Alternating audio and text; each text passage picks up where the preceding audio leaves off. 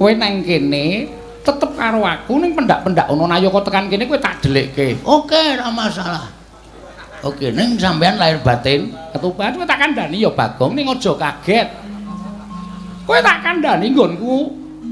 Menging kowe bali ning bale wismamu ki janjane jebul nuwun sewu ya Bagong, wong tresna ki ora kok perkara bagus. Wong tresna ki ora kok perkara sugih. Ning wong gawe seneng atiku ki ya iso nukulake rasa tresna. Contone kowe. Kowe nang kene iki gawe seneng atiku, kowe gawe bungah rasaku, jebul suwe-suwe ketukulan rasa tresna karo kowe, Bagong. Sik. Ngapa? Pet-petan aku.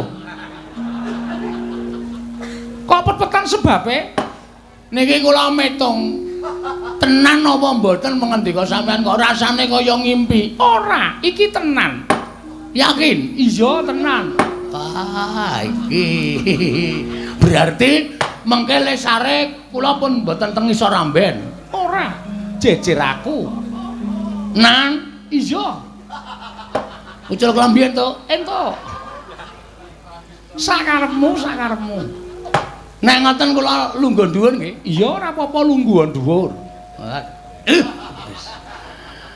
Petruk karo gareng arep tak SMS.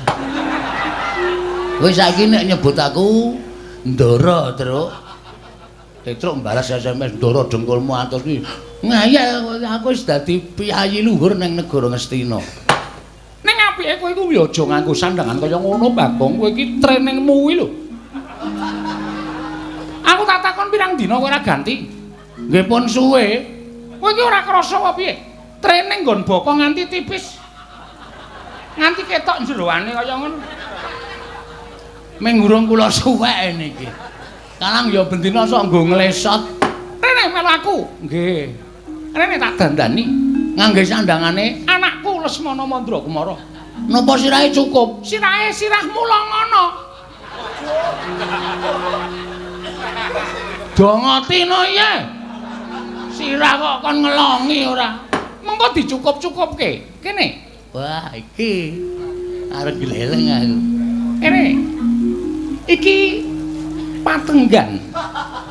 Papan dienggo nyimpen sandangane Lesmana. Oh, nggih. Sampeyan teng jaba. Aku nang jaba wae. Mbok melu mlebu. Emoh.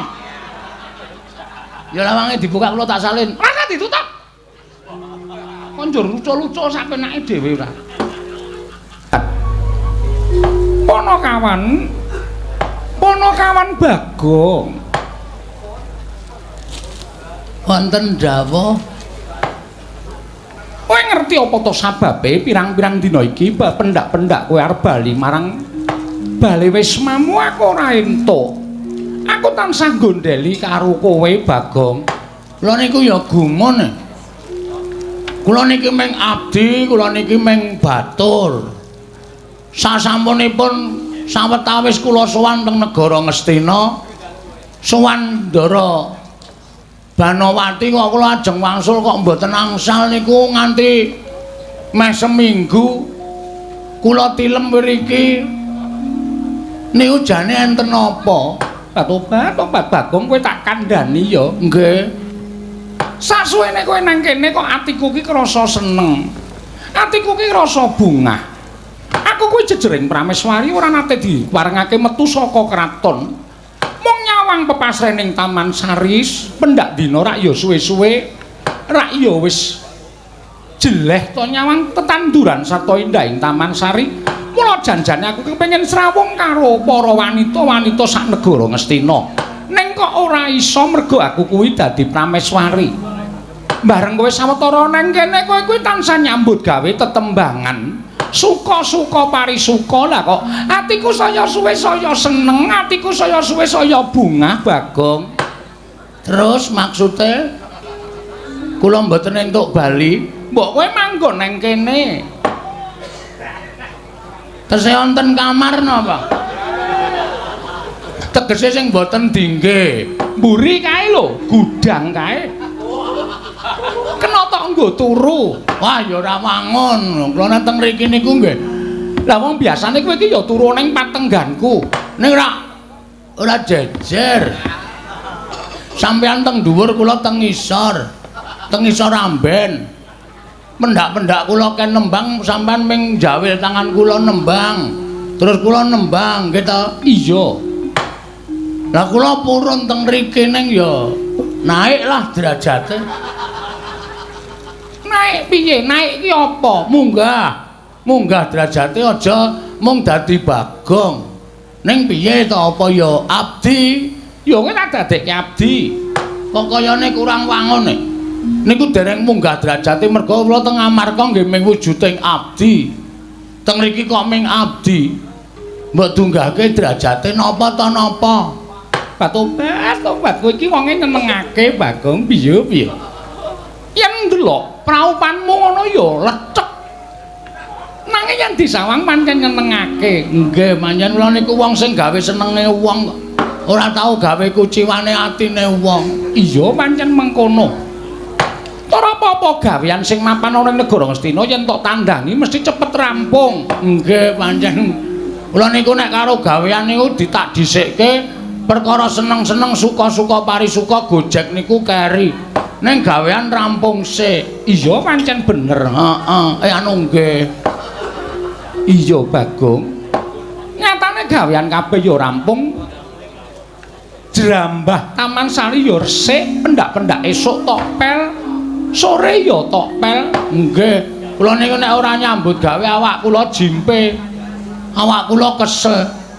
Terus niki kersane pripun? Kowe rasah bali. Nun, Kowe rasah bali.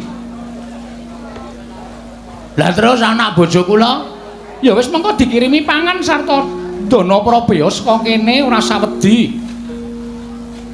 mengke nek kula ditakoke bojo kula, Ya wis sakarepmu mengko le wangsulan sakarepmu. ngaten mawon pripun nek upami bojo kula tak pegate. Terus kula tak teng mriki. Lah nek kowe nang kene terus bojomu sapa? Ah upama lho. Meng upama kanang ya. Sing jeneng wong ora ya sok neter ketrimane urip ing atase sak Bagong. Niku nek duwe kepinginan ra ya tak omongake ning upama lho. Upama, Iya. upama bojo kula tak pegat terus anu napa kula teng mriki ya istilahe dadekke pil. Pel semono kuwi le nguntal piye? Wah, iki ora tanggap iki. Pil niku artine pria idaman lain. Ya. Tobat tegese piye tegese? Tegese secara terlihat utawa dingertosi piyayoken niku panjenengan tetep garwane Prabu Duryudana. Ning di sisi lain panjenengan niku izin lah. Ora usah isin kowe matura ora usah isin. Lah kula niku ya nyawang karo kahanan kula sing bentuke kaya ngene iki kok duwe kekarepan sing kaya ngono ra ya padha karo cecak nguntal cagak cebol gayuh wulan puto ngitung lintang tangan kelakone cepak wurunge to. Ning ora apa-apa yen Gusti ngudaneni sapa ngerti lho. Kowe ra ya ora ngerti atiku to. Kowe ya ora ngerti rasaku. Apa to sebabe aku mengking kowe bali ning Bale Wismamu kuwi janjane apa? Kowe ra ya ora ngerti. Iki guyon apa serius iki? Niki tenan lho niki. Iya, kowe engko tak blakani ning kowe blokose. Aduh. Ki nek kelakon gleleng tenan aku. Nek ratu kupil kita. Nganu. Pripun nggih? Kok sik aja guyu sik iki. Kene iki bingung malah. Golek kata-kata secara terlihat masyarakat panjenengan garwane Prabu Duryudana. Ning napa nggih? Kula niki bojo sing didelikke lah ngono wae. Ngono, bojo sing didelikke. Anu, napa jenenge?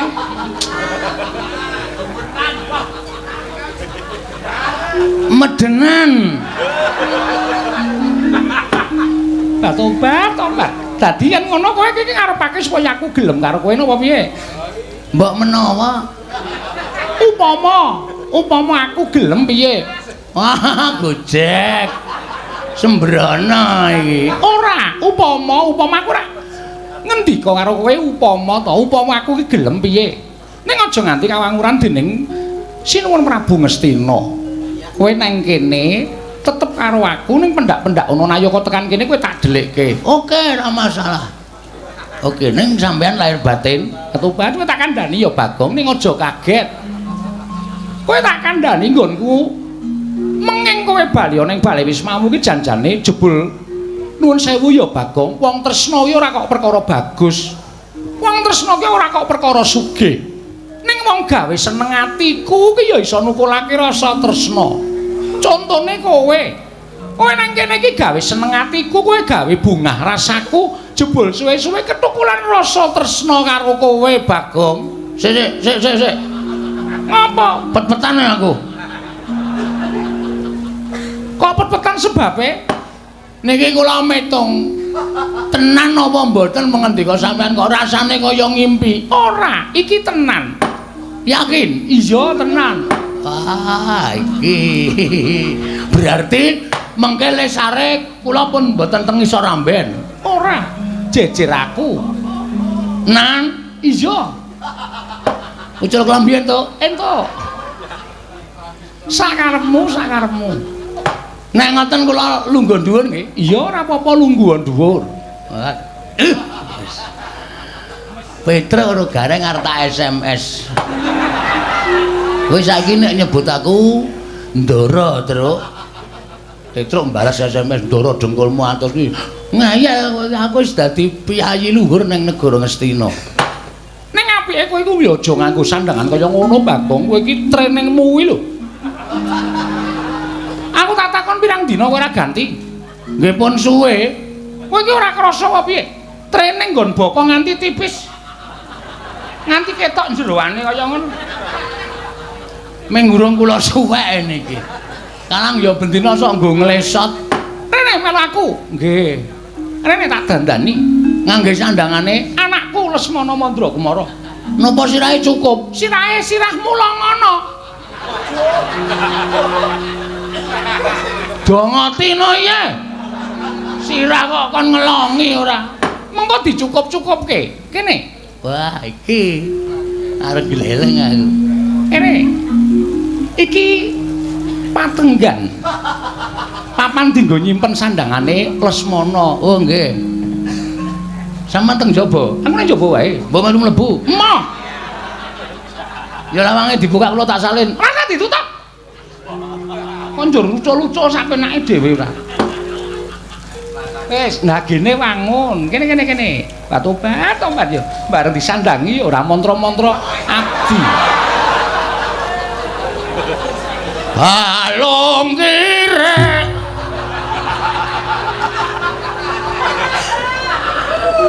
Batobat yo. Glelengmu ora jamak. mekaten jagat Dewa Bathara ya jagat Prangestu Ngara Ning nuwun sewu yo, arep nganggo sandangan kaya ngono sing ora iso dihapusi iki raimu. Raimu ki ora iso dipermak. mbok disetrika men kita bagus Kaya nyebut aku yo diajeng. wah oke gleleng tenan garwane pun Kakang Diamon Diajeng. Kok diamon? lali garwane pun Kakang Diancuk Diajeng. ana ya cangkem elek ki wis kulino diajeng Banowati Kula wonten mangandika ing Adawa. Pangeran, waduh kok kaya keduwuren nek pangeran mbok liyane Kang Mas, Kang Mas ngono wis cukup wis tok antepi tenan. nggih tak antepi tenan wis tak antepi tenan Ning kowe aja enak-enak kapi enak. tapi mendo Kapi enak. Tegese mergo nggonmu wani kaya ngene iki, kowe mesti bakal totoh nyawa Bagong. sebabe Iki mesti ora ketang ana siji loro abdi ingkang wis padha ngerti lawan kahananmu tumuli mengko bakal matur marang saning Sinuwun Prabu Ngastina. Upama matur marang Sinuwun Prabu Ngastina yen nganti kadenangan kowe piye coba? Aku tak takon. Bebasan seduma bathuk senyari bumi. Nadyan namung seduma jembaring bathuk, nadyan namung sak nyari jembaring bumi. Tresna kuwi uruping jiwa sing luhur. Tresna iki ora kena dijaluk, ora kena ditolak. Tresna kuwi paringane sing gawe urip, tresna kuwi paringane sing kuwasa. Mula tresna kuwi pantes dilabuhi pati. Patobat, aku seneng krungu omonganmu sing kaya ngono kuwi. Waton sampeyan utawa Diajeng Banowati tetep tresna karo pun Kakang, aku tetep mbelani pati. Sapa sing arep ngridu nggonku mangun lele mangun bebrayan karo si Adi Banowati mesti aku bakal mbudidaya menolak tobat satriya kok ora iso basa Jawa. Satriya blesteran. Satriya saka Betawi. Sapa wae sing arep ngganggu gawe karo Diajeng Banowati. Iya, tobat. Ngaturake panuwun ya Raden, dene sampeyan wis bisa njaga katresnan iki. Ngopo kok keder suarane? Aku dicekeli ngene iki sing modot malah wudelku. Bodong. Bodong. Nek ngaten monggo mancing wonten ing telenging Taman Sari. Ayo tak derekake. Engko nang kono nganu ya dulang-dulangan. Inggih. Ning sampun kula mboten mong dulang sampean nuwun sewu Ngastina wis kentekan sendok sak lusin. Angger didulang katut sak sendoke, angger didulang katut sak sendoke. Arang cangkeme amba e. Sone nek dulang aku nganggo sekop. Dadi men sigar cangkeme. Mboten ngaten lho senengane niki panjenenganipun ngendikanipun gawe seneng gawe bombong. Aku tak dhisik. Ya. Mengko nusul. Tobat. Dinantenan mlaku kowe. Beda karo bojoku. Bojoku ki mlaku kok nglesot ya. Kae mlaku kok iso apik banget. Monggo anggere sikile tengen napak. Kenene ngewa. Sikile kiwa napak. Kenene nengen iso mandung tung. Wah, Yai Ratu. Aja nganti selak karo batinmu. Ingsun kang bakal nyelirani apa ya jenenge blasteri karo panjenengan Nyai Ratu.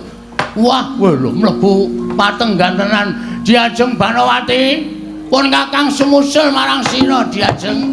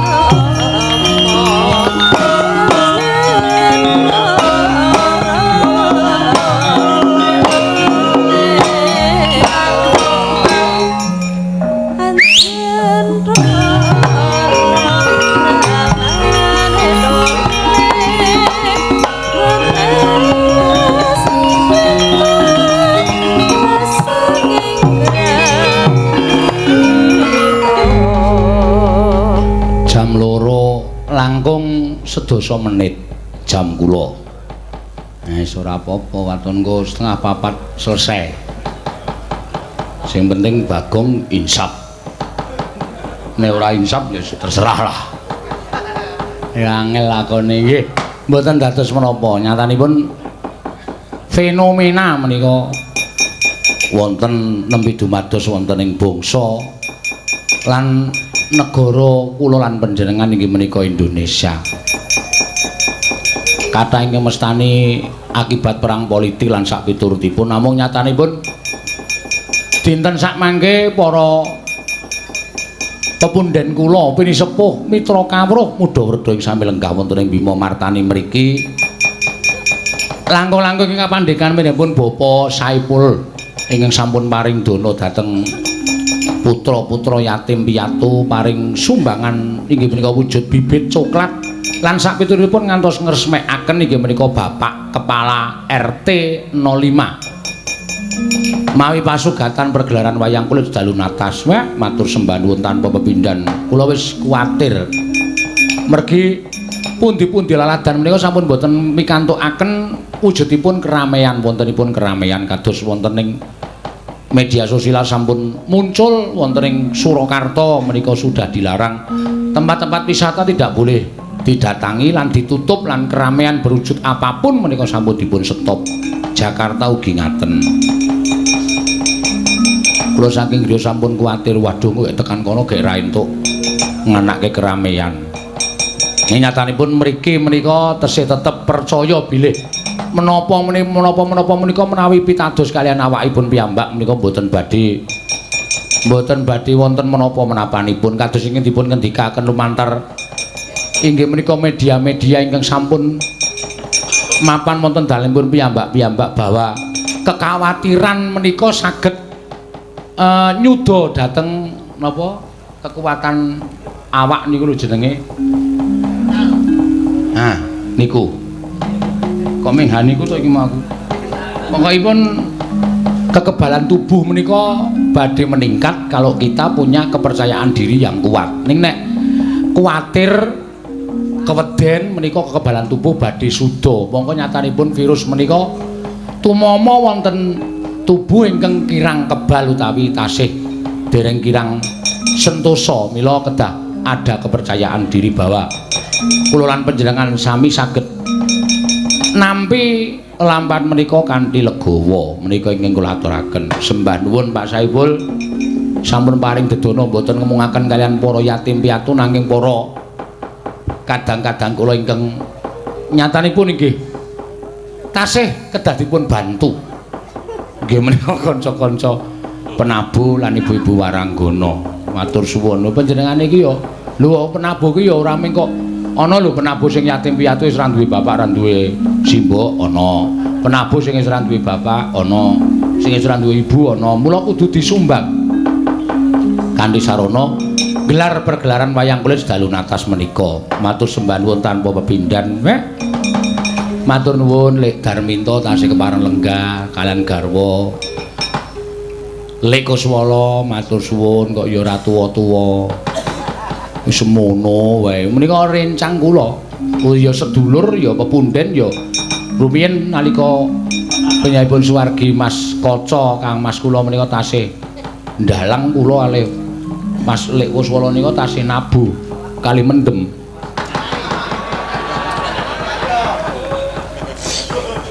Anggere wis kewer-kewer kae wis ora wedi apa-apa pokoke. Tumbang tok wis ora awur-awuran. Ning nyatane sakmenika ugi sampun paripurna anggenipun tumindak boten prayogi. Nglampahi ingkang boten prayogi menika sampun leren. Mau tak tari aku wis mari syukur. Alhamdulillah kula ya sampun mantun. Boten ginakaken bab ing kados mekaten menika. Nyatanipun nggih boten sae wonten ing raga, boten sae wonten ing pikir lan boten sae tumrap sedayanipun. Ning nong ngundang garing karo Bagong ndak wektune bablas akeh pamundutan sing dereng kula aturaken. Kedhep tasma aku nyawang slendang biru.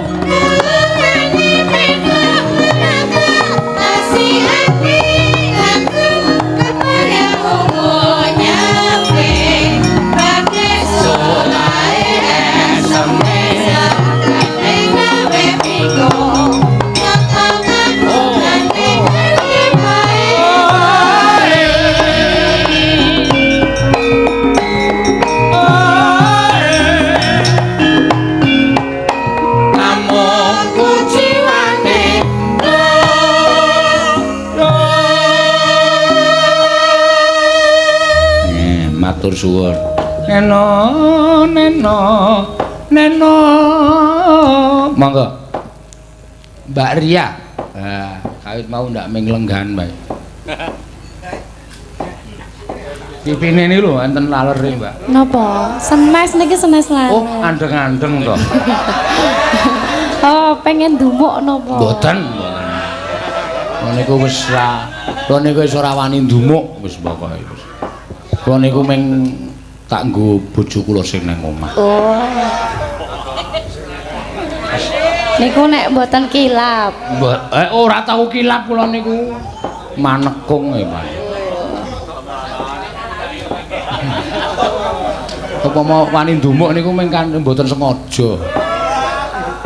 Neno neno mangga.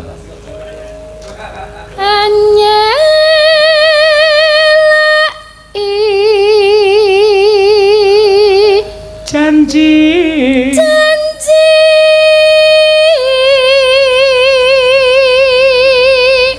selendang biru selendang biru selendang biru nenone among enaki ati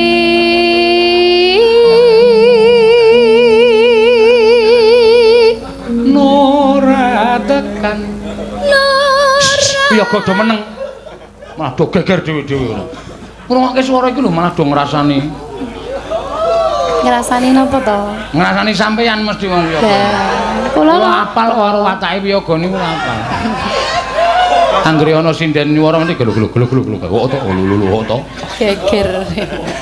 Geger. Nora mangga. Nora tekan baten setiamu. Ya, kanca-kanca. Selendang biru.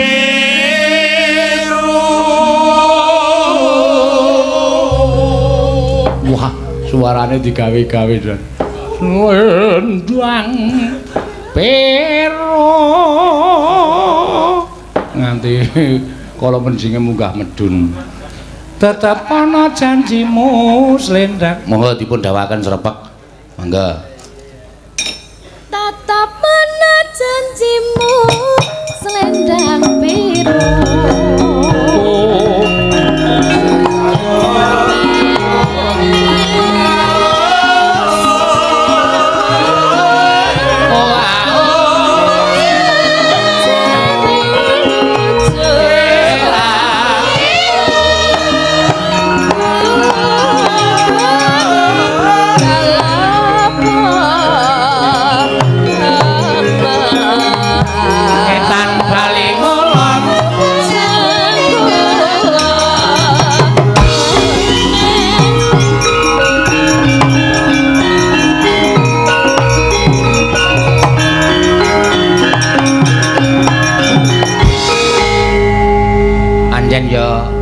Wis kaya mesin kok ya, Tru. Ah iya.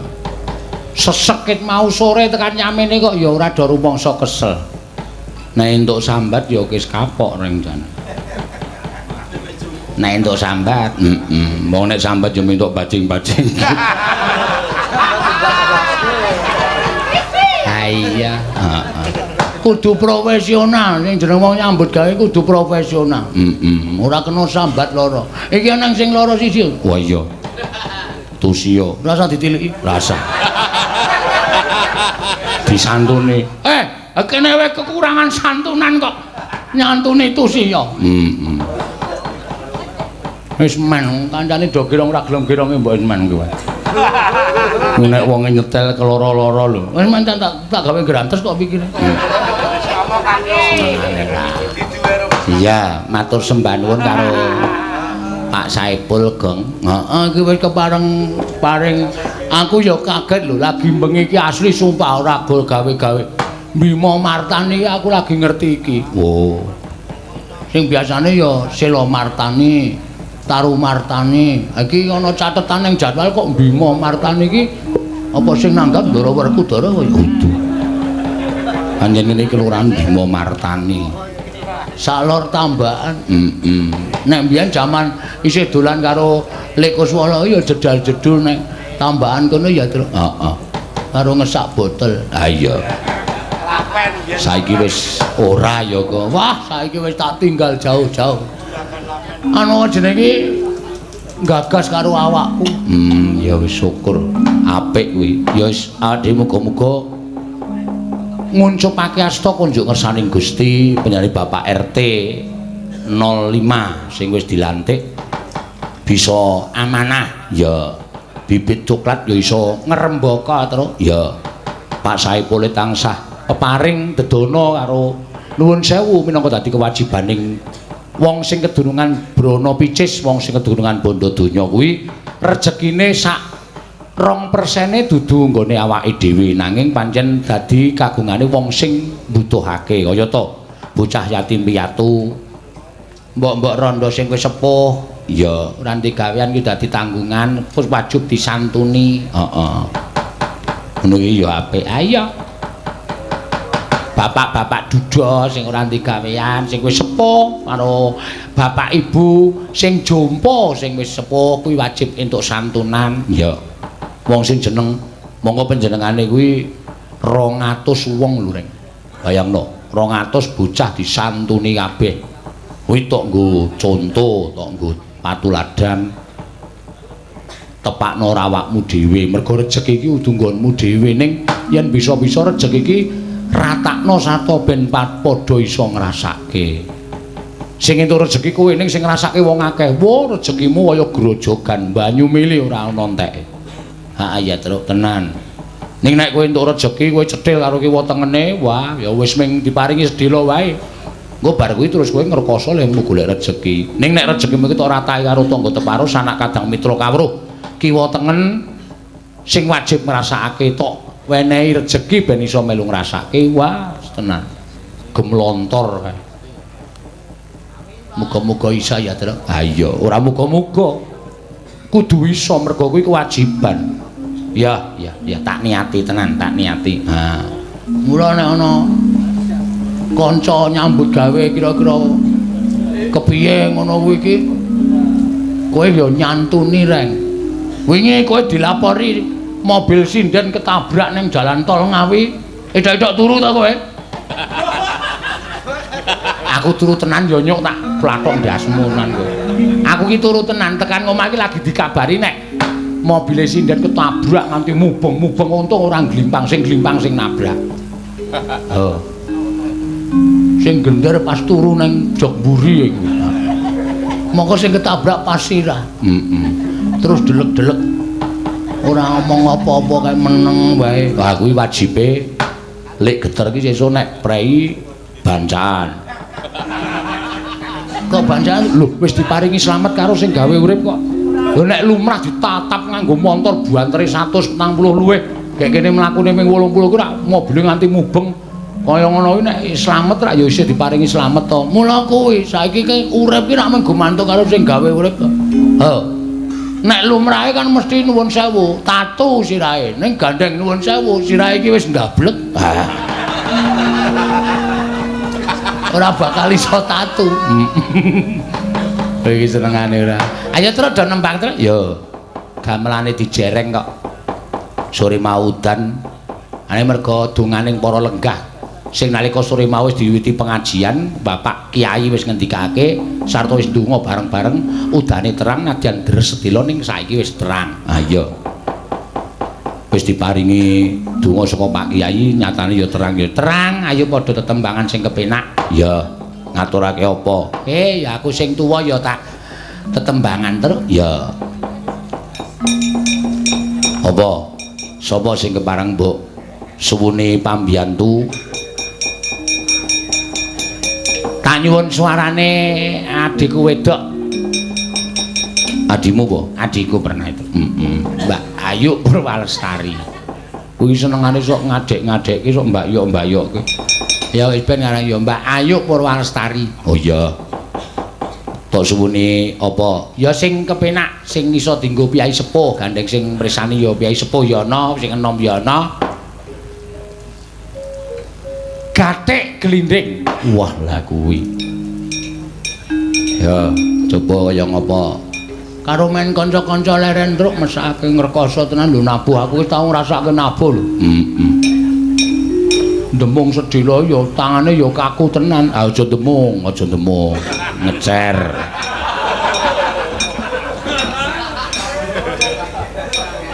Ngempul ki ya rekoso aja ngempul, aja girong sing rasa dadak ngetokke tenaga.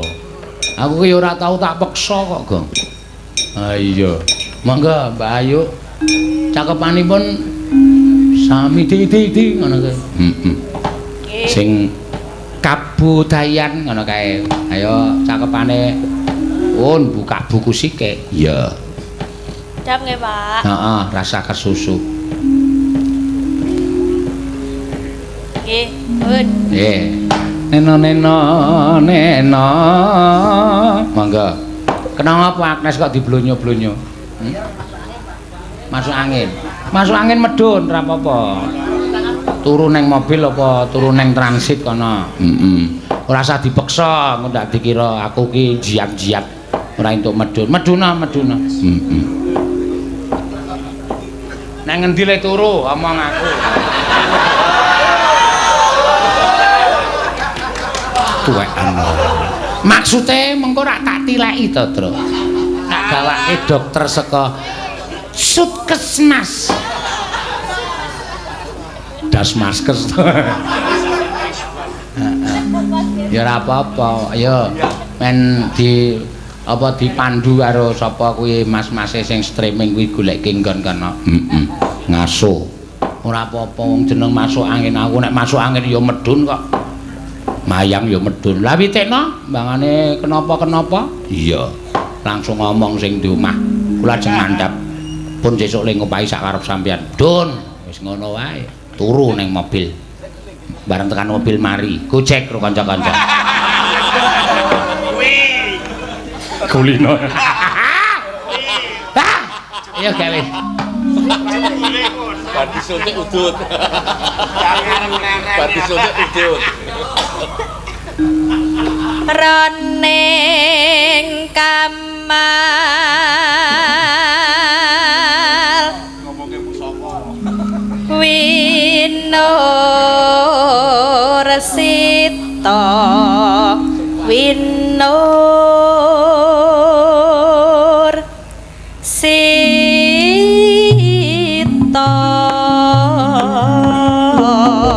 mumpung muda anggayu amrek bisa marsudi amrek ana kabudayan kita marga kabudayan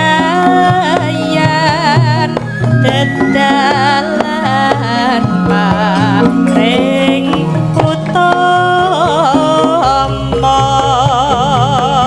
alus ngrawet nyata tan kena kinira sarta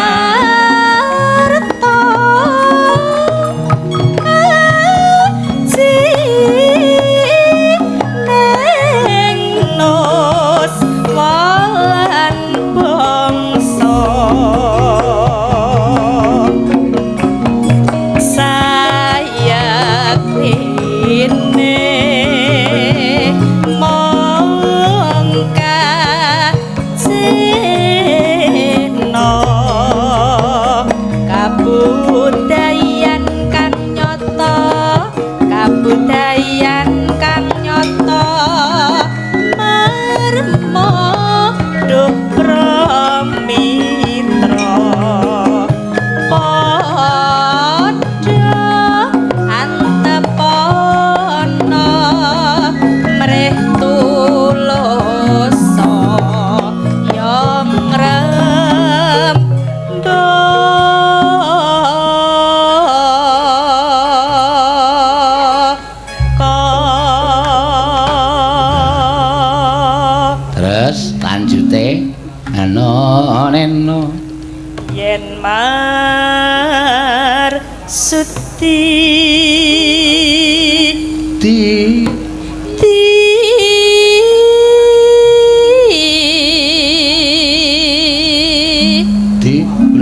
Di kang setiti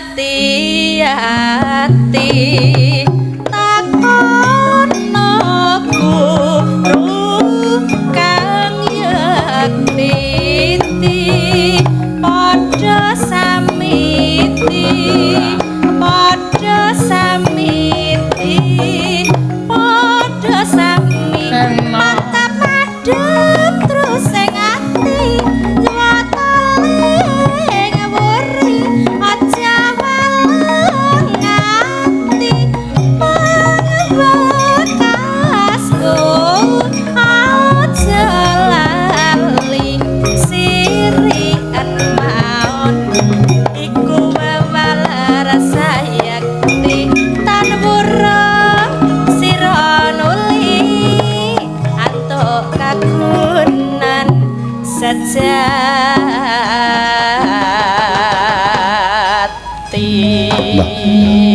Jane pengendange iki ya alus ya. Wah iki bekas pengendang uyon-uyon kados. Entak peksa takon ngendangi wayang saiki ya wis ngendangi wayang rusane Raja Majama, nakale Raja Majama. Aku ora iso ngatasi aku. Heeh ya. Nah. Wis. Ayo, nekat kok. Mana ada urus ngono. Semboyane meng ngono kuwi kok. Ya wis ora apa-apa. Ya. Yen wis Mati. Wudu. kelakon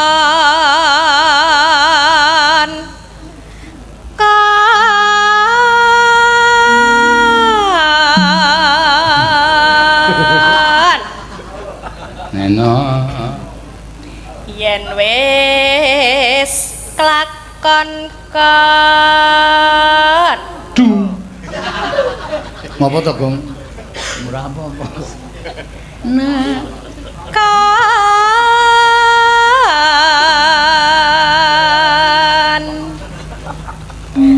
merawatan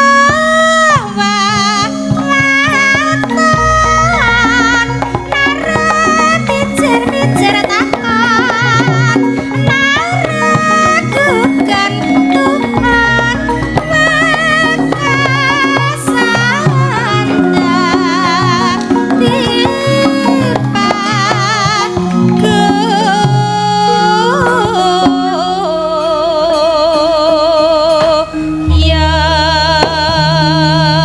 mungkin ngerayu karo dipatet lot.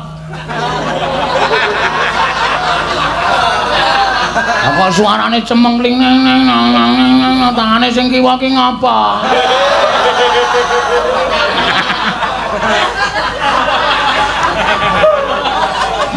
Nabuh kok ora di sing jeneng nabuh ya aturane lho sing tangan tengen nutuk gamelan sing tangan kiwa ki mejeti men aja bengong net ngono kok ora dipejet ayo kepiye ta ya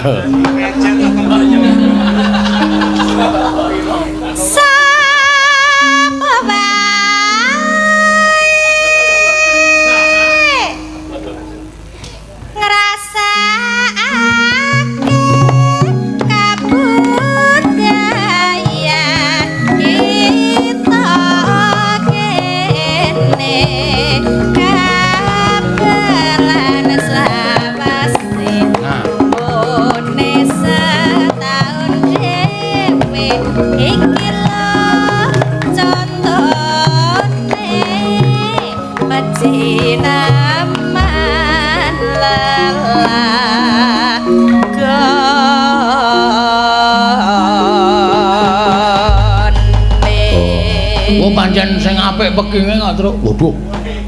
Ameng pekinge kok nganti apik. Kemencling. Ha iya. Kowe dipathet tetep ora gelem, ora muni tetep muni. Heeh. Ya ora apa-apa. Heeh. Ki mau jenenge apa? Gathik glinding, gathik glinding. Ayo gek kowe truk gek aku gek rampung. Ya. Kong sulak-usul arep rampung wae lho. Ayo nganggo aturan gareng wis nembang, terus kowe nembang terus aku terus sebo. Ya. Aku ya tak sing klasik wae ya Reng. Ayo wong sore mau wis gedumbengan ora karuan. Sore mau wis cetak. Cetak. Kenjange wis nganu jem-jemane wis medeni. Heeh. Sapa ya? Lho. Ayo adi wedok. Sapa? Ganang, Ganes kok. Ganang. Ganes. Kuwi yo anu waris yo. Ayo Nes, Ganes. Lenggah apa jumeneng. Weh lho, penonton iso pirang-pirang lho kok ngerti ora kae lho. Kalau tim jegenek kae, wite gedhe-gedhe kae. Gak kira nek wong delok jebul wit. Ayo anu rujak jeruk tok jogeti wae do kangen Nes kowe iki. Pak. Apa? Pangabekti kula kunjuk, Pak. Heeh, wis tak tampa.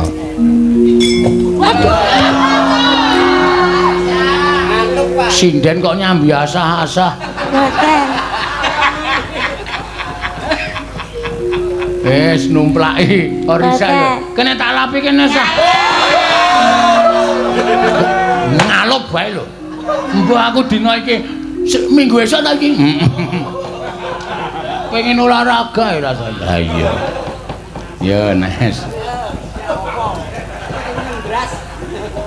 Ya. Rujak jeruk. Nggih, Pak. Ya, dibawani. Nggih, Pak. Kowe kok suwe mau bengi kowe ke dapur ora menyang. Sinten? Mau bengi. Lah kan kula kan mau ngomong to, Pak. Kula ajeng priksa. Ngapa ya? Priksa untu, Pak. Mbok ora sanggo untu. Malah apik kok. Nek ora nggo untu ki iso kembar karo wondo. Mbah Gus jenengan ngomong ha jenengan sesuk nggih calone pun niku. Kowe nek nyeluk Lek Gus wala ki mbah to pernah. Kula nggih bingung Pak Seno menawi kula niku nurut saking awune Bapak. Jane niku ra enom, cok kemlinti, kula nyekluk malik. Oh. Nek saking awune Simbok, kula nyeluk muni Mbah. Oh. Iki Lek Gus wala ki awu jarum e.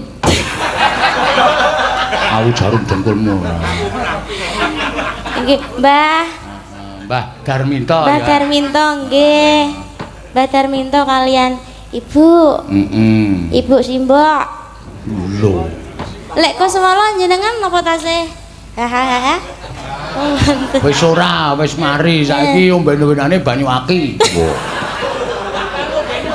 Pripun? Napa kersa mimi? Kowe arep ngombeni apa piye? Alah.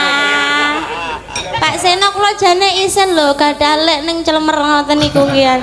Aja kowe. Lah nek pengen Saiki wis potongane wis cendhak ngono mbiyen gondrong. Oh, gleleng tenan mbiyen. Iya. Aku kelingan jaman semono lara lopo. Ha iya. Melu Mas Kaca. Anggere kurang bayarane ming do gemremeng wae. Piye iki? Ada piye-piye? Joli cap jaek wae, joli cap jaek. Ah. Ayo, Mbak Ganes. Neno.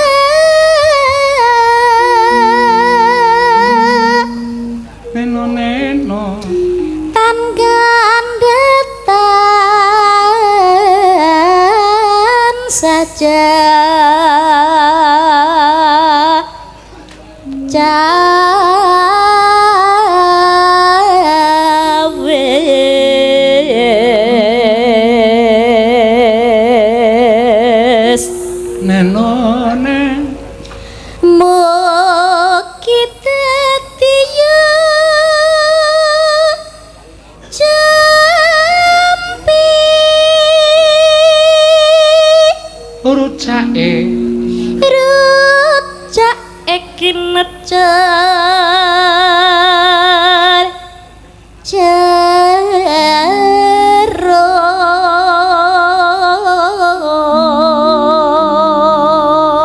gregele apik lho Truk Cawi. Sinden ra ono sing digregel ya ono. Tatine wis turu aja digugah. Oh, tenan to. Nek dilokke langsung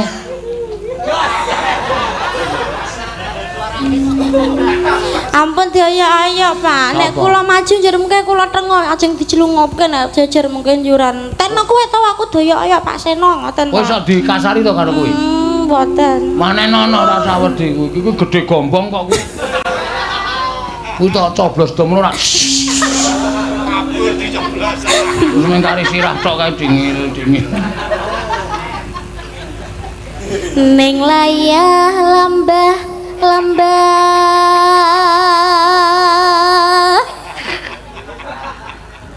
Oh, Pak. Kayak ayu ngece kayak asine. Ngece ayu. Guyu kemekelen. kula Jawa lembah rawet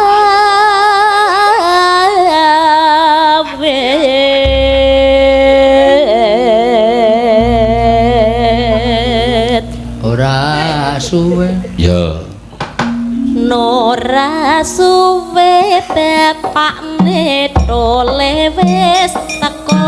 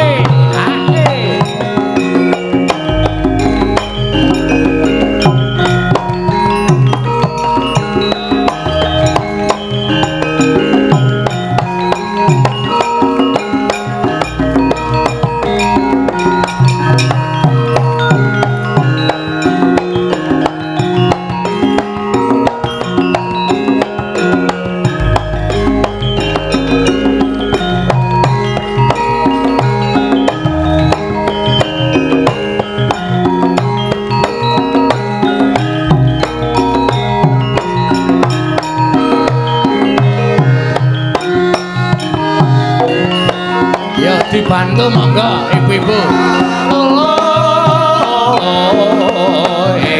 Angkene iki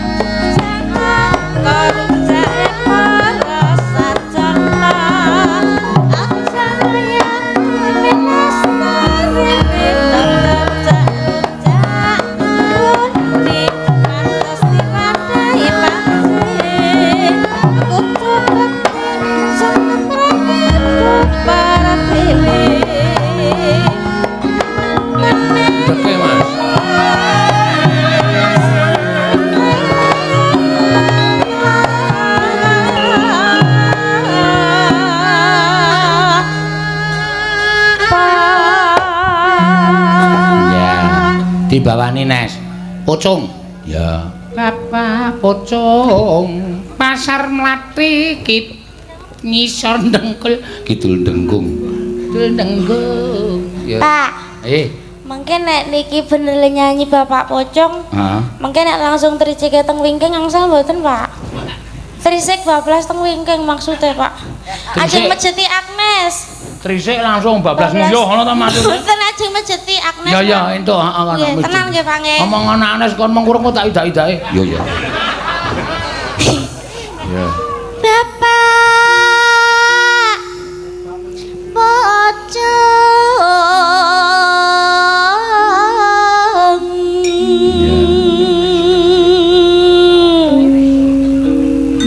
Pasar Mlati Kidul Denggung.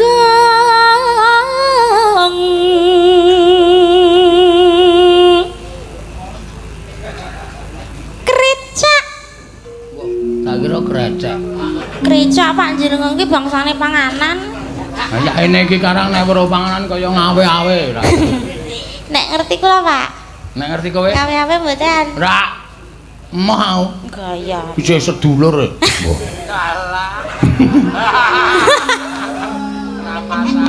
Larna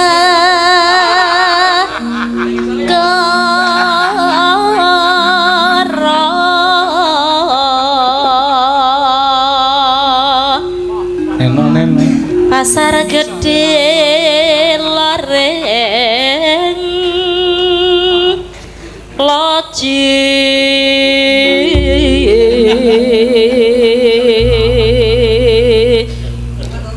menggok ngetan kesasar nek gondo manan.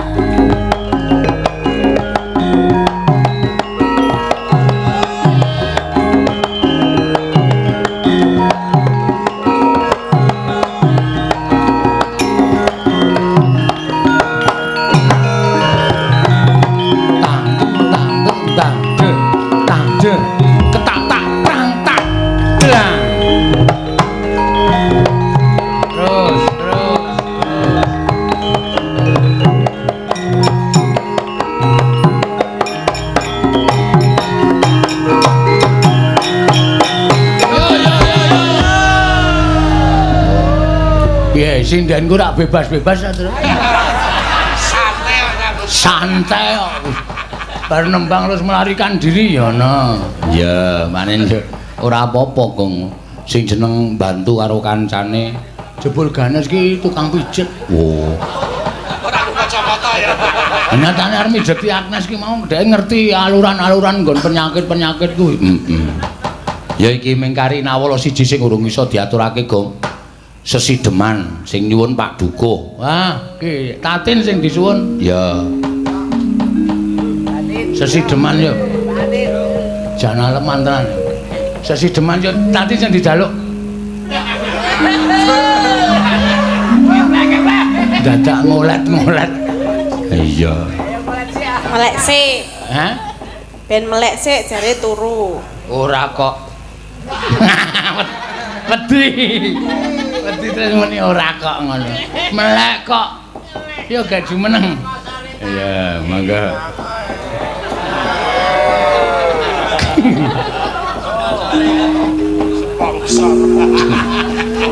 SpongeBob.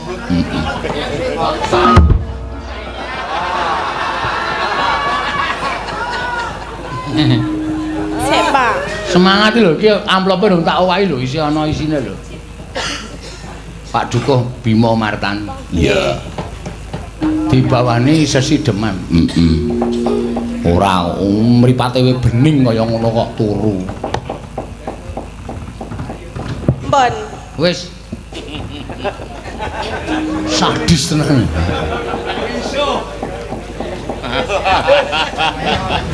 Ada aku rak yo semaur pas to, empun. Wis. Ya. Wiwitane. Wiwit. Apa kuwi? Kowe iki aja obah-obah to, Yu. Kok ngerti nek awake lemu kok malah awake obah dadi panggonge dok-dok. Untung sing ngendang ora jleng. Sampak malah. Ganggu Tatin. Arep nganu kowe, ganggu popularitas Tatin. Wiwitane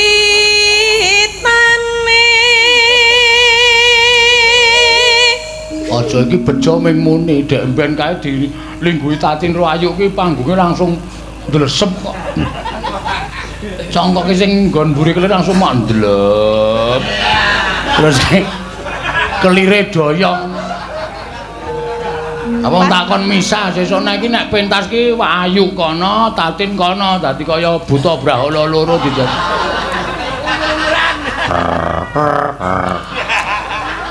ayo dikletak wae yuk.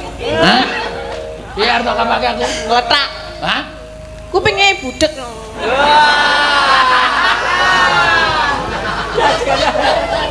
Apa ora krungu kok ya mata unek. Aku ki rak memperjelas to arep tak kapake. Kletak. Mbak iya. Gelem to dikletak. Kan gelem wae diklethak kok emoh. Lara lho. Ra. Ini ya ora ana akak sing jeneng nglethak ki panganane mesti atos. Nggon aku empok. Empok buang kalen kono. Ayo aja ndak ditemu.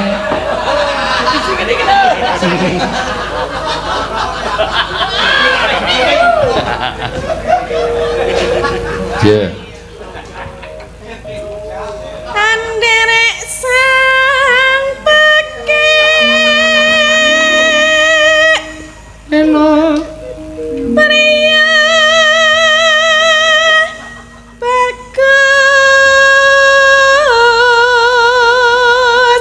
Kang olah kang olah budaya pas iki. Suwan menyang kutha gedhe pas. sowan menyang Di. kota Gedhe. gede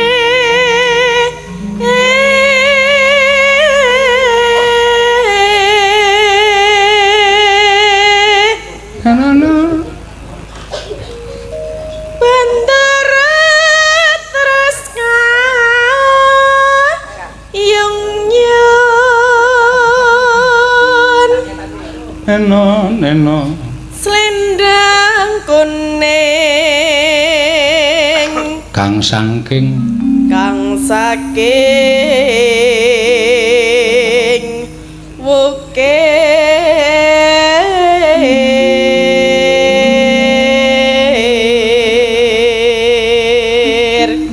swara swara kurang pramana ning wasis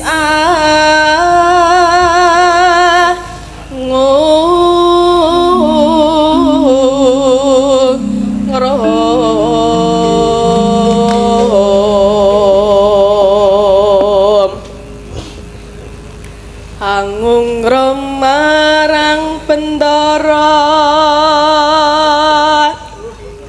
Dyah Sulistya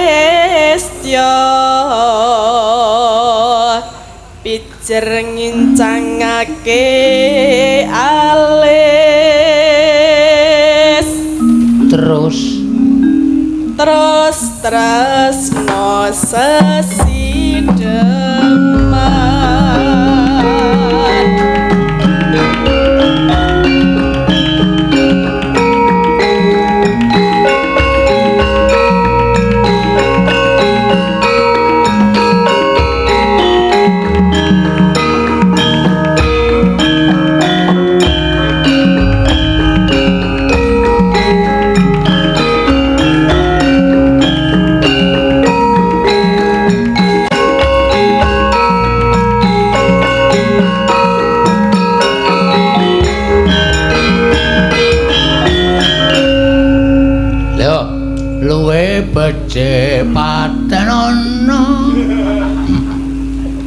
tak pateni tenan. Sapa? Lagune kok. Kok kayaknya dendam karo sapa? Ora, aku ora tau. Aku tidak pendendam.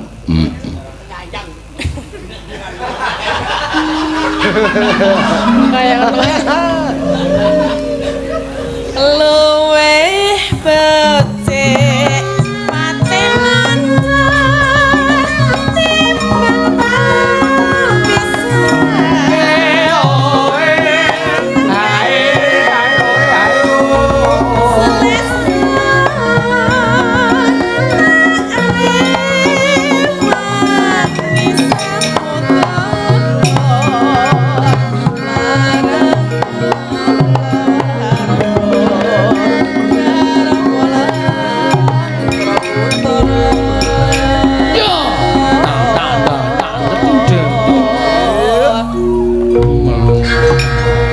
Nena liwat kincang alisun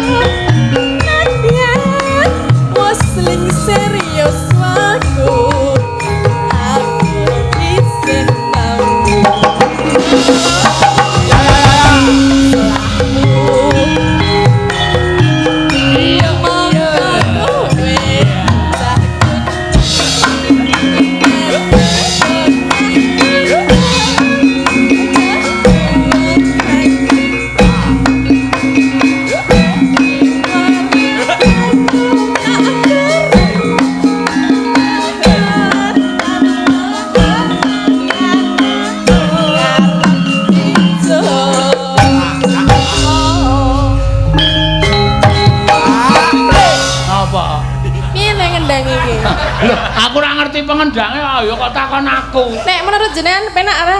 Penak. Oh, berarti mati ya rasanya. Ora apa-apa.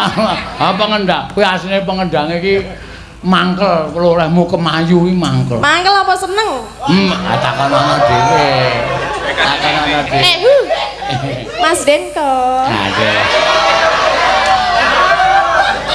Hey. Jane kamu sayang apa enggak toh? Enggak. Yakin? Enggak. Kok tak liriki dilitno wis kecantol lho, Guys. Hah?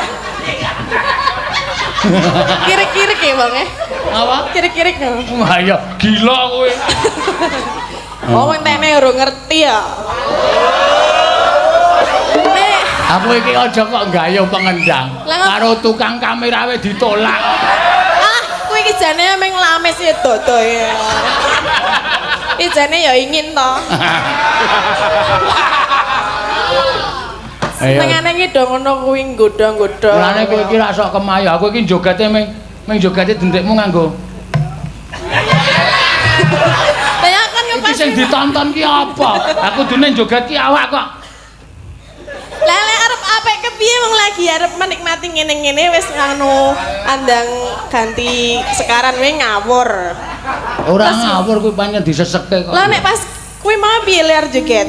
Piye? Sing tumlak-tumlak bleng-bleng ngono mau. Piye Jal? Ayo sakarmu wong kowe sing nyanyi kowe kok sing joget aku. Ya kan aku pembelaan mbok dibelani ngono lho. Lho, apa aku kok? Lah apa? Kita kanca kan? Ah, kanca apa? Lah apa? Enggak mau aku. Gak mau. Bisa pokoknya. Terus aku sebagai apa dong?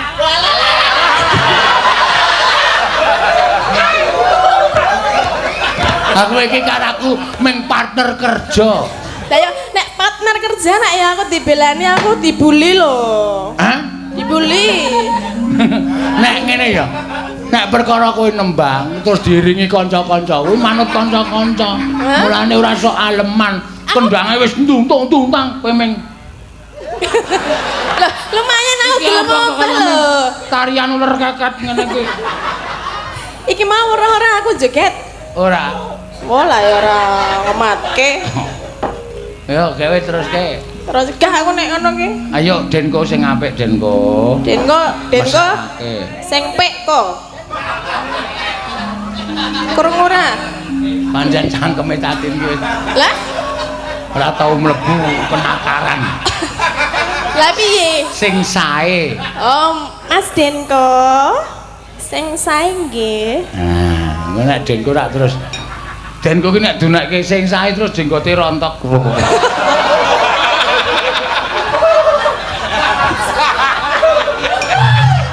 Ndi ta jenggote aku mbok weruh.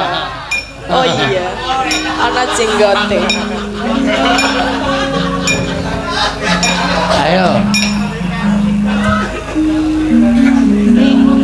Si arep patuk ya. Pak Gatot iki. Kowe aja ngrungokke menungsa-menungsa ratatangan. Yo. Liwat kincange alismu tak dundu. Yo. Penak iki mesti. Wah, penak. Urip ana kutha gedhe. Oh, yeah.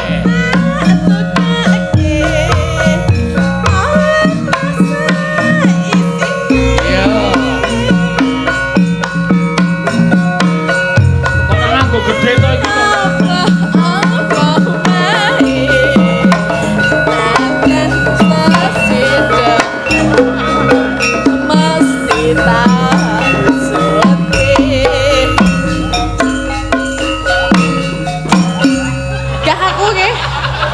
Gedene semene kok kendange meng cilik. Tenang dong. Wonge wis semono, wonge wis 6 kilan kok. Wong kok 6 kilan maksudnya? Kok le ngendange meng drung-drung-drung-drung. Dung. Ora cocok ya? Ora cocok. Cocok Den kowe ora iso ngepaske. Wonge wis dikilani wewe ngenem kok. Drung-drung. Kowe iso gedhe ra? Hah? Iso? Ya buktekno nek gedhe. Oh, gede semene. Coba sesik mulai mau kae. Apa? Urip ana arep rampung ki mau. Jen kok kon nganggo sing gedhe. Ya. Jajal sepiro gedene? Iya, sabar kene kesusu. Urip ana kuna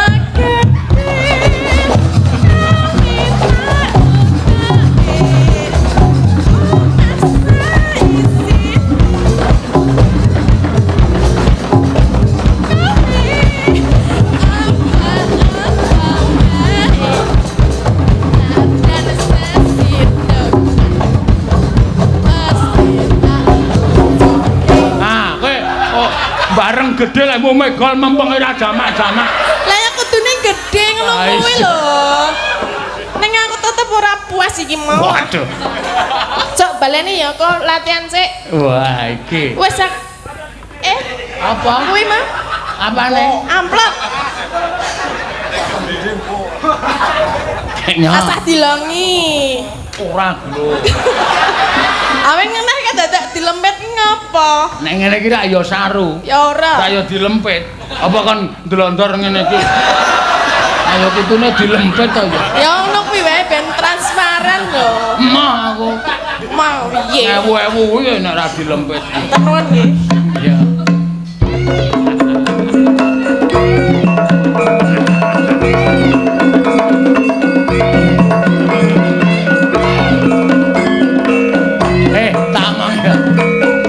Tatin ki nek wis entuk dit tambok tabuh apa-apa tem Jogja.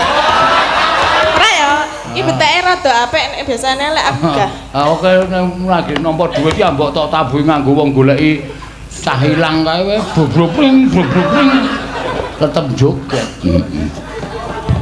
Seneng ira jamak-jamak ya Gong. Apik nah. Satpol PP.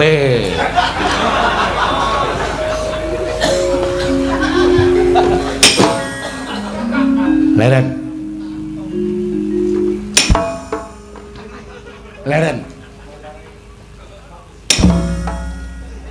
Leren iso. Iso, Pak. Wangsulan. Kuwi rasah omong. Nek wangsulan ki malah bapak saya nesu. Dinteni nang pendopo. Nganti cemengklungen wong tuwa malah ora ndang teka-teka. Nanggap ledeke Dian. Gathik glinding tak rungokke kepenak. Rujak jeruk tak rungokke saka Karang Kadempel penak bareng ki mau apa ki mau? Ki mau tembang apa?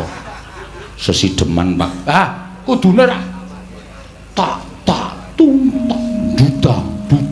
Ngono balungane sing rampak, sing rentep. Kok teng gedhombyang kaya ora ngerti kesenian. Bagong sing ngakon tumbak cucukan. Ah, loloi lemah cangkemmu lho. Nah, aku muni kowe udu sing nembang kowe udu. Aku nek aku ora perintah takon teng gedhombyang. Kowe senengane nek aku didukani bapake kowe bunga, puas, bahagia. Bahagia kok bahagia. Senengane ora. Kowe tak kandhani. Wis ngerti? Urung. Kowe iki tak omongi. Petruk gareng aku ngimpi. Ameng ngimpi kok. Atileki ning buku 1001 Malam. Angkane pira? Engko aku sing tuku. Wah, gareng ora. Aku ngimpi kok Bagong kok kaya tak dadekke manten. Serius, Pak? Iya. Sing wedok ayu ra? Wedoke urung ana ning kowe kok dandan cara manten ki. Arep ana lelakon apa, Bagong? Semareka den prayitna samuriris eka balik Titiani Gandayani Trisanya Purnama sasi Gilar-gilaran ing tengah latar milang lintang Bima Sekti ing praptaning risang pamadya karya kagiat nggih Lurah Semar Badranaya Panglengeng driya mangu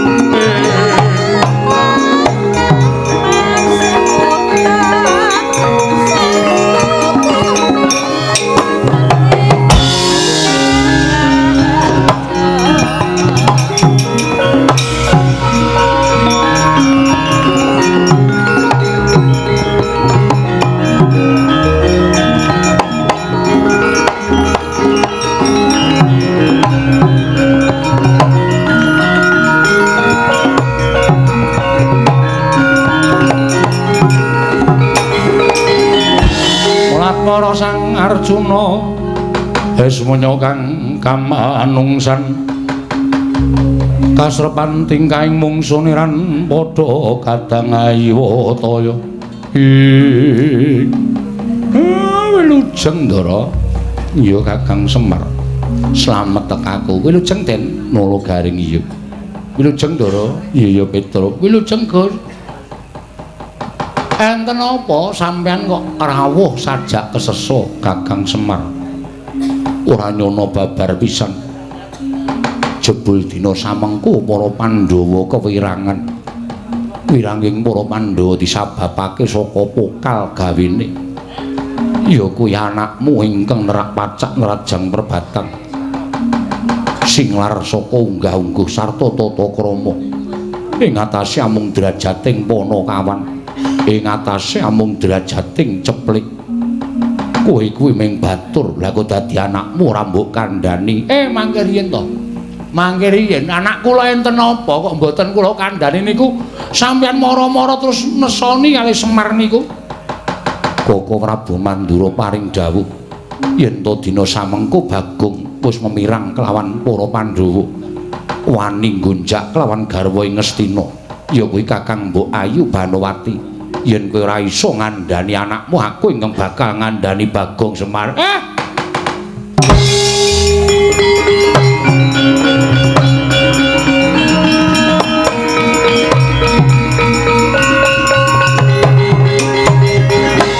Bagong non rene wah entuk dit iki Gus wonten dawuh Pak apa bener kowe tekan Ngastina kowe nggonjak garwa Ngastina mbok nganggo pikiran marne omong iki kowe iki wong tuwa lho Pak aku ya wis tuwa anakmu aku ya wis tuwa aku ya iso mikir bener karo luput terus saiki kok aku nggonjak karo garwa Ngastina iki aku ora kudu nyawang karo kananku to aku mung batur mung Panakawan lho Pak ora sandadak selak Bagong yen bapakmu ora iso ngandhani karo kowe aku ingkang bakal ngandhani karo Panakawan Bagong ewadene kowe ora kena dikandhani gunane apa Janaka duwe Panakawan ingkang mung bakal memirang kelawan Arjuna kowe ngaku apa ora mbok modar nek kula duwe tumindak sing kaya ngoten sing paring pangandikan Koko Prabu Mandura apa Koko Prabu Baladewa wani paring pangandikan ing ora ana nyatane rasa dadak kowe kumbe rasa dadak kowe selak aku ora sudi duwe Panakawan kaya dedapuramu kowe ora minggat saka papan ngarep aku kene tak longgo parung wadukmu tekaning pati truk rang aku pamit jare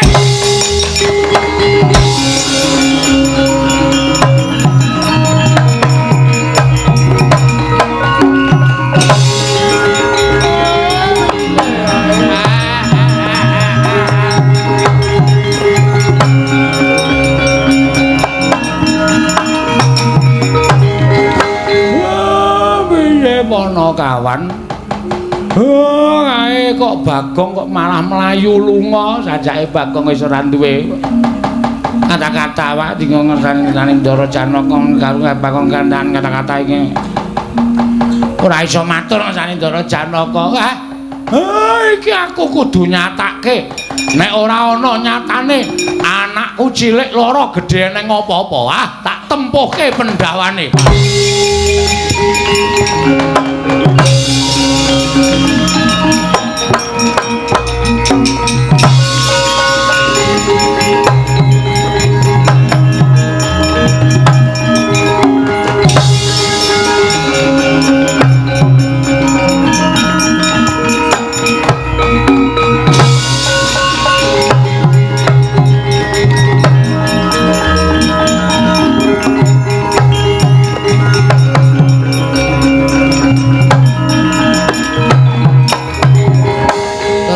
Apa maune seneng-seneng gara-gara apa mergo aku gara-gara ngawur apa ya kok dadi malah aku ketiban lara anu lelakon sing kaya ngene iki walah wis Semar aku ora tumindak dosa Pak reng aku ya ora tumindak sing elek ning Ndara Janaka sajake wis duka tenan ya aku ora memper wong Ndara Janaka karo Dewi Banawati iki ana hubungan sing ora dingerteni karo sapa-sapa ning aku ngerti. Ki nek aku ora golek dalan supaya iso uwal saka Ndara Janaka ngrekoso uripku mongko ngarepku iki wis segara. Wis ora ana daratan meneh. Monggo aku nggawa walesan mancing sik aku. Ana ora nggawa apa-apa, ora nggawa walesan. Wis cilaka iki wis nekat wae tak nyemplung segara iki. Woi.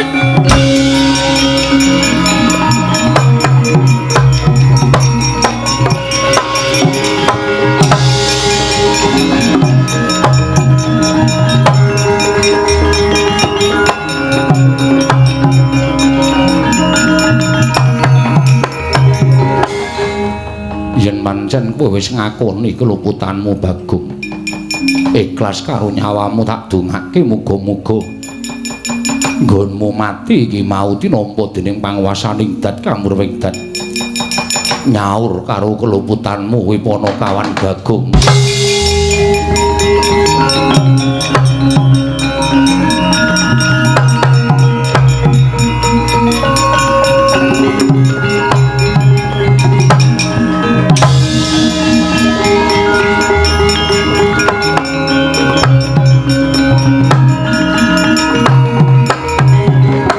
Kala narpa Kresna tandulsa hanyakara ring mring Sang Resi Jahnawi Suta mring Sang Resi Jahnawi Suta Arjuna wonten maring adhawu ndak samangsa kadowan Bagong nyemplung segara inggih kok ora mbok penggak mesinipun Bagong sampun ndodha ing kalepatan tinimbang kula ingkang merjaya dhateng Panakawan tumunten Bagong pados margining pejah.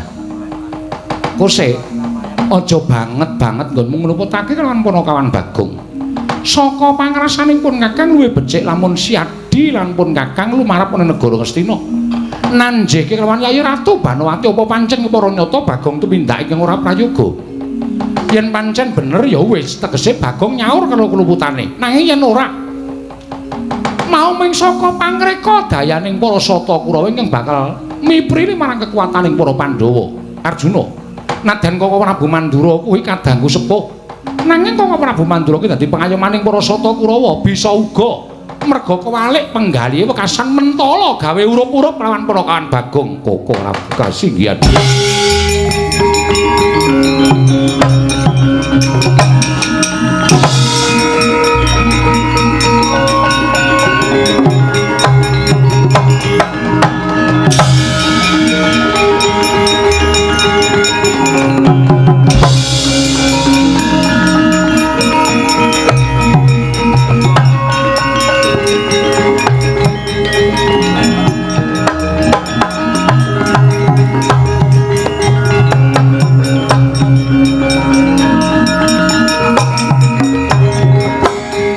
Bumi kuncing langit kelap-kelap katon lir kincanging risang mawe kandrung sabaran katulu wukir moyak mayik Us. Bagong.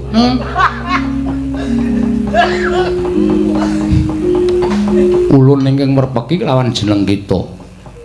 Kita sapa? Us. Ulun iki dewa. Sang Hyang Baruna ingkang jaga samudra. Wah. Baruna, Sang Hyang. Wonten menapa Bagong ulun ngerti lawan lelakon kita. Sayektine kita ora nandhang luput nanging diluputake dening para Pandhawa kasen. Kita golek dalaning pati. Mekaten inggih. Terus kemarengipun pukulun ulun bakal sak biyantu kelawan jeneng kita. Lan kita ulun jarwani. Pripun? Sejatine pancen ana ingkang ngembari kelawan jeneng kita ingkang wujud Bagong mapan ana negara Ngastina apa kawan.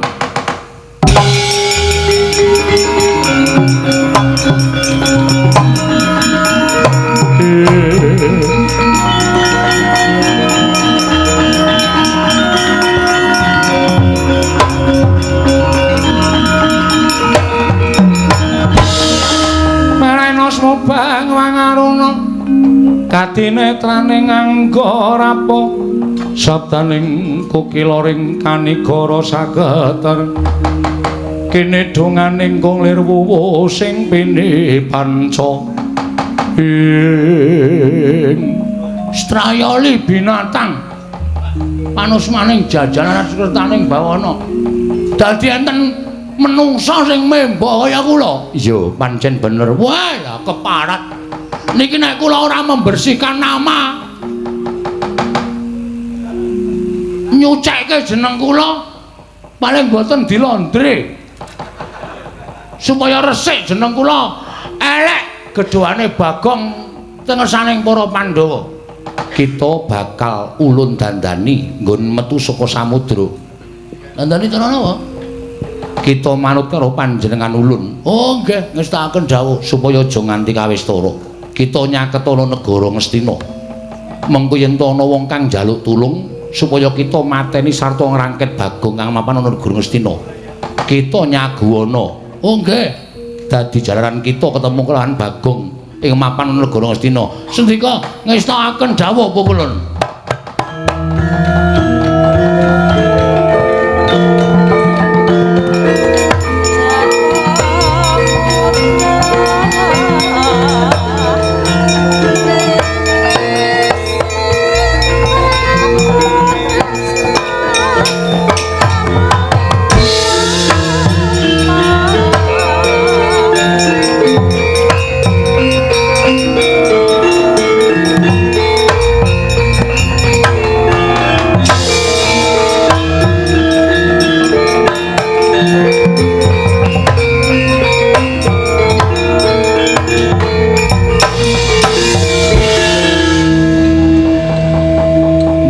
Dadi pendhita kok do lali cak anu tabah. None none none none. Iya Bagong. Iya piye? Kita wis dadi pendhita. Kita arep nganggo jeneng sapa? Iki kalih maca cara Hongkong. Iya, mapan kita pendhita Tanah Sabrang. Wis nganggo jeneng sasae wae waton kelakon sedane. Kula ajeng nganggo jeneng peparab Begawan Liceng Suwi. Iya. Sakarep kita. Kula tak munggah teng daratan nyaketi negara Ngastina. Ha iya. Iya. Sakarep kita kono kawan Bagong.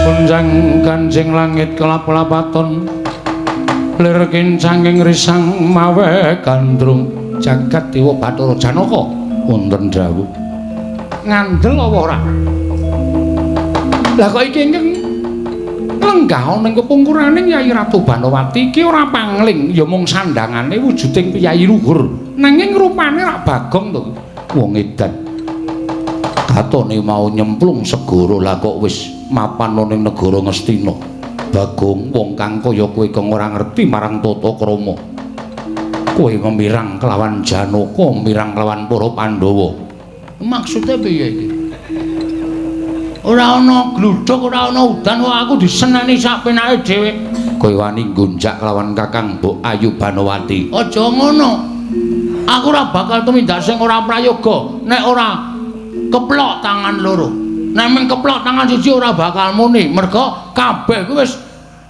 wis dipesthekke nek dina samengko Banowati wis malik tresna karo Bagong. Bagong, nun. Kowe aja sembrono lho. Monggo dados. Lho. Dados piye? Jare lagu aja sembrono. Ora. Kowe iki aja sembrono kok jero lagu aja sembrono dengkulmu mlocot. Kairane njaluk lagu aja sembrono. Tiwas kaget aku. Nek mboten percaya kula aturi nanteng kalane Kang Rayi pun Dewi Bango mati. Yayi Ratu menapa tresna kaliyan Bagong? Patu-patu. Katresnan kula sampun pindah kaliyan Bagong sedayanipun. Menapa panjenengan mboten Mas paosaken dhateng raipun Arjuna? Kula riyen pancen kedanan lan Janaka nanging sakmenika sampun wonten ingkang nyuli nggih menika pun Bagong. Dimaafkan. Ambyar kowe Janaka. Ora bakal ditresnani karo Dewi Banowati. Piye kahanane kaya ngene piye? Arjuna. Janaka. Kok meneng wae ngopo kowe? Arjuna.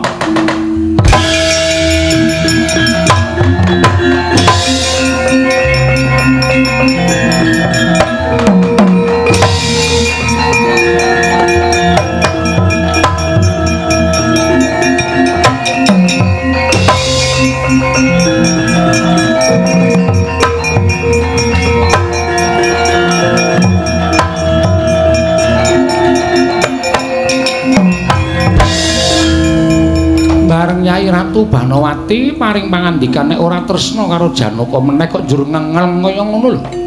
Koko Prabu. Kula badhe pados margining pejah. Sampun boten wonten ginanipun kula gesang menawi Kakang Mbok sampun boten tresna kaliyan kula. Kok sik to garwa Madukara ki rak pirang-pirang to. Lah yen ngono pancen pinesti Yayi Arjuna kuwi katresnane mung marang Yayi Ratu Banowati. Dene Yayi Ratu Banowati samangka wis paring mangandikan yen ora tresna karo Siadi kok Siadi banjur nglokro. Kula badhe pados margining pejah. Kok sik to aja kesusu kaya ngono.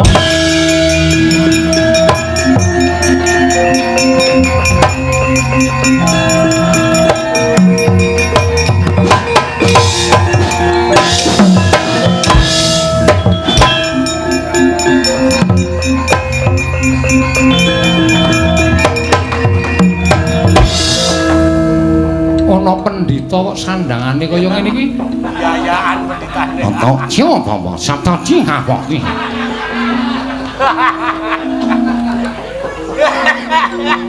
Iki basa ngendi? Takon karo aku kowe. Luwe dhisik ngaku sapa kowe? Nalendra Ndarawati Prabu Kresna. Ngerti karo aku, ngerti wae kowe kula kelina ning koran. Kowe sapa? Pandhita Klyang Kabur Kanginan. Tiba saka tanah Kamboja. Pegawan liceng suwi. Edan, ora edan serius iki. Ngopo kok tekan kene? Nglakoni tapa ngrame, nutuhi kenthongan, nutuhi bong-bong. Tapa ngrame kok nutuhi kenthongan, ha ben gayeng. Jenenge tapa ngrame, tempolong-tempolong tak uncalke ben rame. Suwe-suwe konangan. Tapa ngrame kuwi ketulung marang sak pepadane urip. Nah, maksudku seperti itu. Lah iki wong aku butuh dibantu mbok kowe tulungono. Apa yang bisa saya lakukan? Ora tau kowe iki ngomong apa to? Apa sing iso tak lakonane? Ora paham iki. Ratu ra modern, Gus. Ora kok saya suwe-suwe aku kaya kenal suaramu to. Membabi buta. Membabi buta. Iki saya ora cetha. Ngene bae ngene kowe, sasa dadaku ki anggunum sing tanpa guna. Aku duwe mungsuh, saiki mapan ning Taman Negara Ngastina. Sapa musuh? Jenenge Bagong. Nah iki.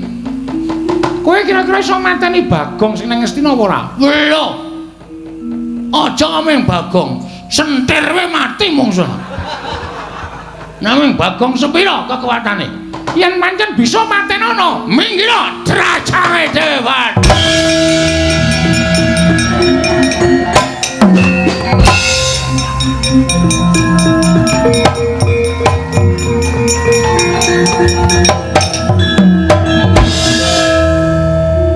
Ogo Prabu. Wong-wong edan kok dijak guneman. Kok sik to wong iki ora ngerti kok. Pendhita kirang sakon. Wong Janaka omongane sakon. Brotaya kae pendhitane nyampar gelas meneh.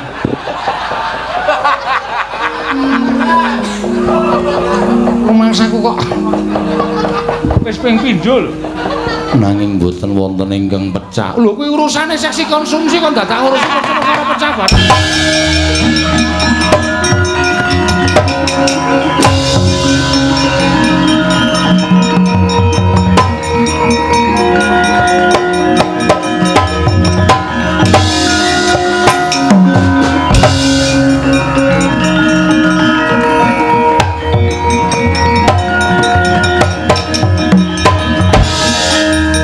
Sapa iki pendhita kok rupane kaya ngene? Kowe ya, keparat.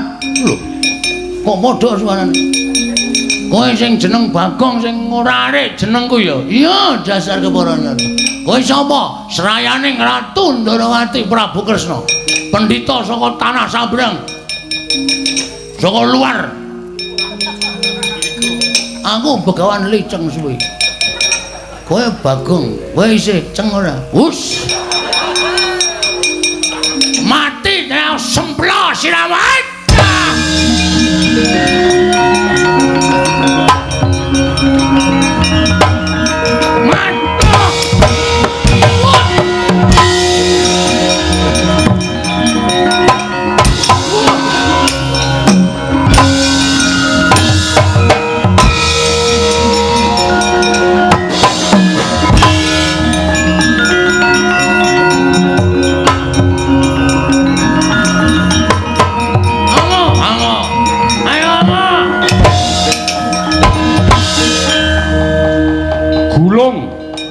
Sang Begawan Liceng Sumewah Lurah Bagong.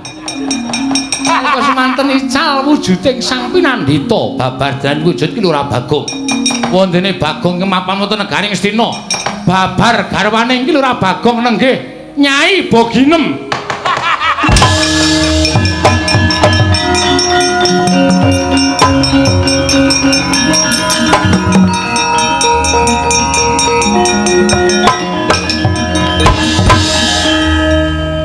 Apa enem? Panjen kula sejo.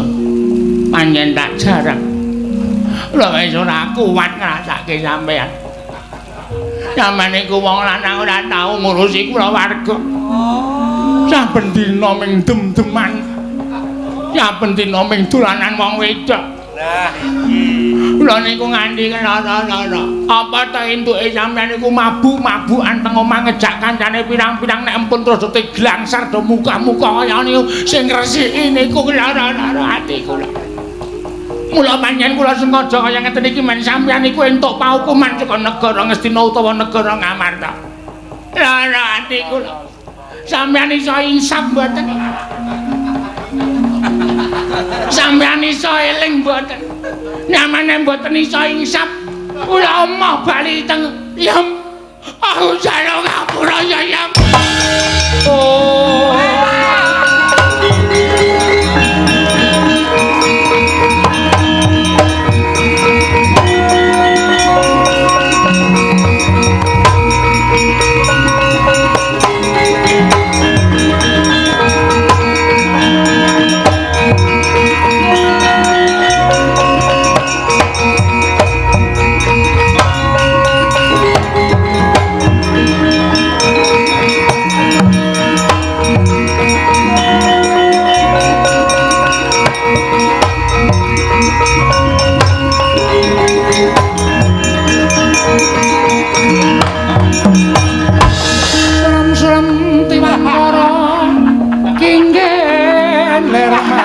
Wong kang layon denya langkang memanise wadananira layu kumelku jamrah nyomaratani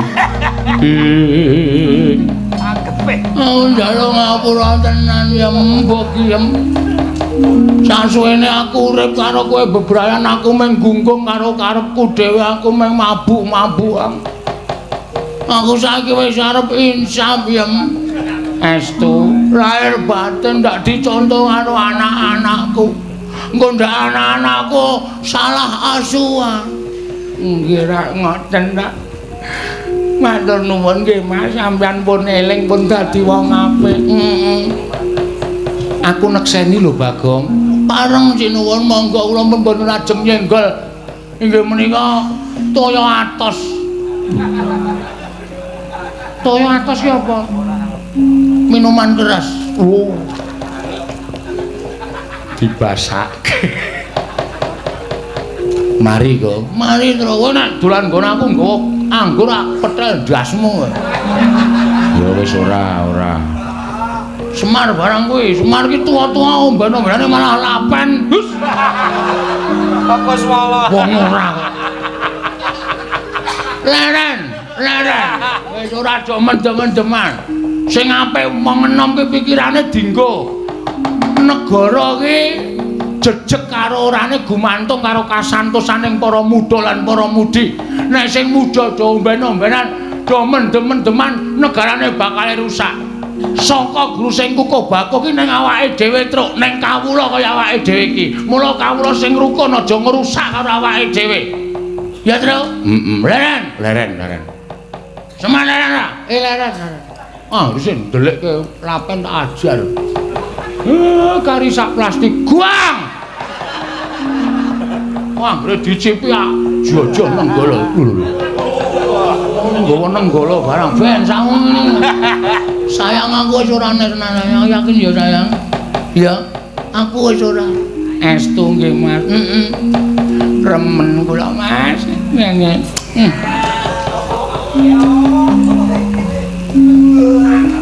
Lambemu gomen. Nggih. Idune tememplek. Matur nuwun Gusti, nyuwun pangapunten nggih Gusti Ayu, kula ingkang membo ki Lurah Bagong namung kepengin ngapokaken ki Lurah Bagong supados insaf. Malah ora sengaja entuk lakon Bagong insaf. Jalukane kuwi ya dituruti kuwi ya. Ning insaf tenan kuwi, insaf tenan aku. Aku sesuk bengi le gara-gara basa krama aku. Oh iya. Ora bisa isan. Ora bisa pisan. Wis kudu insaf tenan aku, Tru. Ya syukur nek kaya ngono. Ya wis nek pancen kaya ngono muga-muga apa sing dikandhake Bagong itu mus tekaning lahir batin. Lan mengko kowe nyuwun pangapura karo Sinuwun Prabu Ngastina. Kula ingkang badhe nyuwun pangapunten ingkang baku semah kula sampun eling Purwadaksina. Sampun boten badhe tumindak langkung-langkung mangke menawi semah kula menika kersa manembah anut kapercayanipun kula langkung tresna kaliyan semah kula. Muga-muga ngono kuwi ya mbok ya wis santai wae. Aku wis ora arep ngapa-ngapa tenan saiki.